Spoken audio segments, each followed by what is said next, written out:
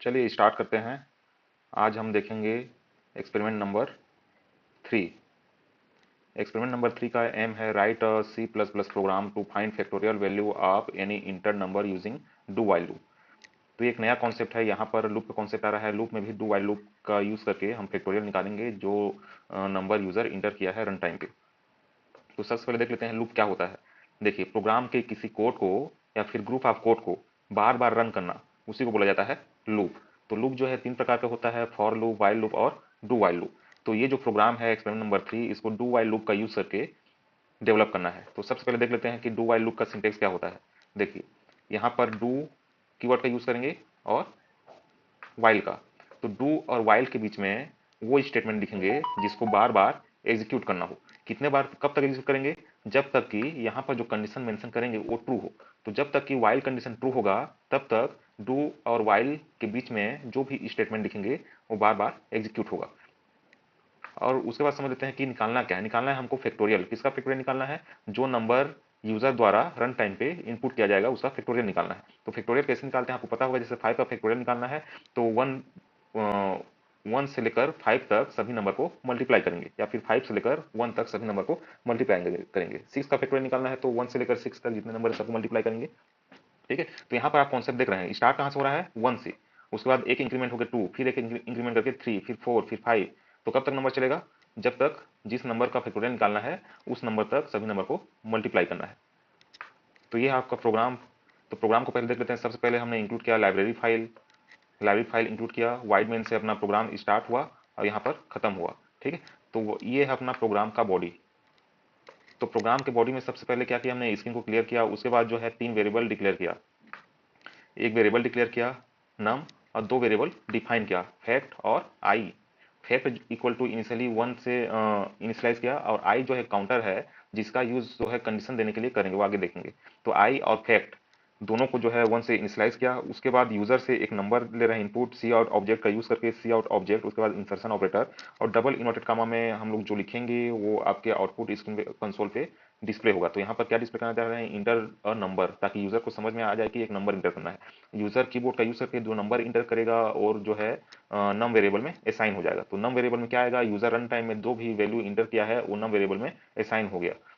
इसके लिए हमने सीन ऑब्जेक्ट का यूज किया है, कंसोल इनपुट और एक्सट्रैक्शन ऑपरेटर। ठीक है, उसके बाद हमने यहाँ पर लगाया है डू वाइल लूप। अब डू वाइल लूप में क्या कर रहे हैं? डू और वाइल के बीच में हमने इसका जिस कोड को बार बार एग्जीक्यूट करना है वो कोड यहाँ पर हमने लिखा है। देखिए, अब यहाँ पर ध्यान से देखिए, fact equal to fact plus i. Fact जो है एक वेरिएबल है जिसको 1 से इनिशियलाइज किया हमने। तो fact equal to 1 cross i equal to initially क्या है? 1, 1 क्रॉस 1। तो स्टार्टिंग में फैक्ट इक्वल टू क्या हो जाएगा? 1 क्रॉस 1 मीन 1। तो देखिए, तो फर्स्ट इटरेशन में क्या हो जाएगा? आई भी 1 है, और तो आई जब 1 रहेगा और फैक्ट का वैल्यू भी 1 है तो 1 क्रॉस 1 हो जाएगा। तो फैक्ट का वैल्यू क्या हो जाएगा? 1।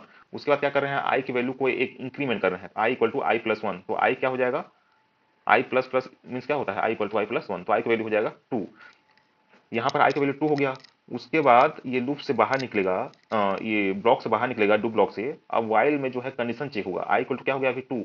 2 लेस देन इक्वल टू नम में मान लो सपोज यूजर इंटर किया है 5, तो 2 less than equal to 5, condition true है। तो जब कंडीशन ट्रू होगा तो फिर से ये जो है बॉडी वो एग्जीक्यूट होगा। फिर से fact equal to fact plus i. तो फैक्ट इक्वल टू क्या है?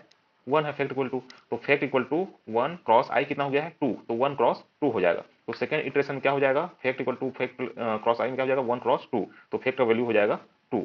उसके बाद फिर से क्या होगा? आई इक्वल टू आई प्लस 1। तो आई कितना है? 2 था पहले, तो 2 प्लस 1 कितना हो जाएगा? आई 3 हो जाएगा। अब उसके बाद फिर से कंडीशन में आएगा 3 less than equal to 5, condition true है। तो जब तक कंडीशन ट्रू रहेगा ये जो है डू वाइल लूप का बॉडी एग्जीक्यूट होगा। अब आई इक्वल टू 3 हो गया है और फैक्ट का वैल्यू क्या है? 2 है। तो fact equal to 2 cross 3। Fact equal third iteration क्या हो जाएगा? आई इक्वल टू 3 है तो फैक्ट इक्वल क्या हो जाएगा? 2 क्रॉस 3 दैट इज 6। तो फैक्ट का वैल्यू हो जाएगा 6। और आई को फिर से एक इंक्रीमेंट करेंगे, आई इक्वल टू आई प्लस 1। आई कितना था? 3 था। अब क्या होगा? आई इक्वल टू 4 हो गया। तो यहाँ पर फिर से कंडीशन चेक होगा, 4 less than equal to 5, condition true हुआ। कंडीशन ट्रू होगा तो फिर से बॉडी एग्जीक्यूट होगा। तो fact equal to fact cross आई।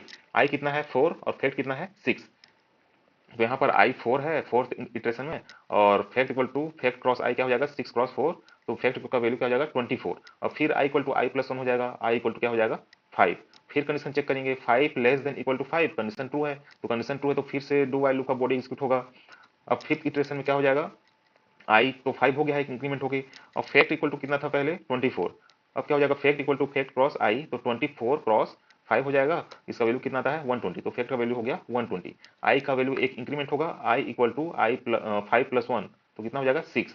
और फिर से आ जाएगा कंडीशन में 6 less than equal to 5, 6 less than equal to 5, condition false हो गया। तो जब कंडीशन फॉल्स हो जाएगा तो डू वाइल लूप का बॉडी एग्जीक्यूट नहीं होगा। कौन क्या एग्जीक्यूट होगा, इसके बाद जो भी स्टेटमेंट लिखा हुआ है वो एग्जीक्यूट होगा। यहाँ पर क्या लिखा है सी आउट, सी आउट में क्या कर रहे हैं, अब फैक्टोरियल का वैल्यू कितना हो गया, फैक्ट का जो फैक्ट जो वेरिएबल है उसमें वैल्यू कितना आ गया है 120 आ गया है।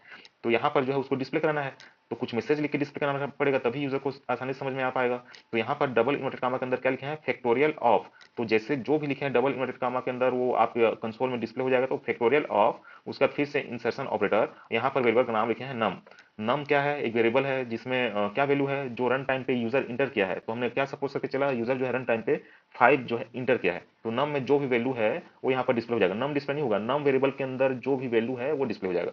तो फैक्टोरियल ऑफ 5 इज, ठीक है, ये इज भी डिस्प्ले हो जाएगा। तो फैक्टोरियल ऑफ 5 इज। अब यहाँ पर फिर इंसर्शन ऑपरेटर लगा के फैक्ट वेरिएबल लिखे हमने, तो फैक्ट वेरिएबल में जो भी वैल्यू होगा वो डिस्प्ले हो जाएगा। तो फैक्टोरियल ऑफ 5 इज 120, ये डिस्प्ले हो जाएगा। यहाँ पर गैस स्विच है आउटपुट विंडो को होल्ड करने के लिए। तो ये आपका पूरा प्रोग्राम डू वाइल लूप का यूज करके, अब किसी भी लूप का यूज करके फैक्टोरियल का प्रोग्राम बना सकते हैं। अब जल्दी से प्रोग्राम को रन करके देखते हैं। ये पहले से प्रोग्राम में राइट कर लिया हूँ, विंडो को बड़ा करने के लिए अल्ट प्लस इंटर की प्रेस करेंगे, कंट्रोल F9 करके मैं प्रोग्राम को रन किया। इंटर अ नंबर, सपोज मैं 5 इंटर किया, उसका फिर इंटर की प्रेस करूंगा, तो factorial of number 5 equal to 120।